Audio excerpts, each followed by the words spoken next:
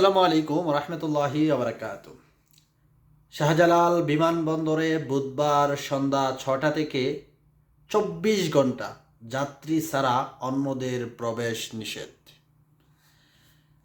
বিমান কর্তৃপক্ষ সবাইকে অনুরোধ করেছে, যারাই আছেন বিদেশগামী, বিভিন্ন দেশে যাবেন, কেউ ঘুরতে যাচ্ছে, কেউ কাজের সন্ধানে আসছে, যারাই আছেন হযরত শাহজালাল বিমানবন্দরে যাবেন ইদানিং, কালকে বুধবার বৃহস্পতিবার ২ দিন, যেহেতু আমাদের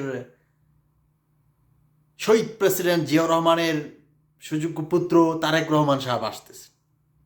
তো তারেক রহমান সাহেব আসতেছেন, তার জন্য বিশেষ নিরাপত্তা এবং ব্যাপক প্রস্তুতি, যেহেতু উনি দীর্ঘ ১৭ বছর পর দেশে আসতেছে। তো সেই কারণেই কিন্তু এই নিরাপত্তার ব্যবস্থা। তো আমি প্রবাসীদেরকে হাত জোর করে বলি যে আপনারা যারাই আসা যাওয়া যারা আসবেন তাদের সমস্যা নেই, যারা যাবেন, যে কোনো রাষ্ট্রে যাবেন, তাদেরকে বলবো একটু দয়া করে আগ্রহে আসবেন এবং সাথে লোক না নিলে ভালো, যেহেতু নিষেধ করতে লোক আনবেন না।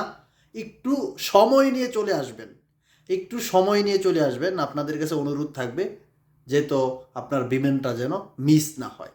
তো সবাই ভিডিওটা শেয়ার করবেন, লাইক কমেন্ট করতে পারেন। এবং যারা প্রবাসী আছেন একটু সময় নিয়ে, যারা যাত্রী আছেন বিমান যাত্রী, সময় নিয়ে এয়ারপোর্টে আসার চেষ্টা করবেন।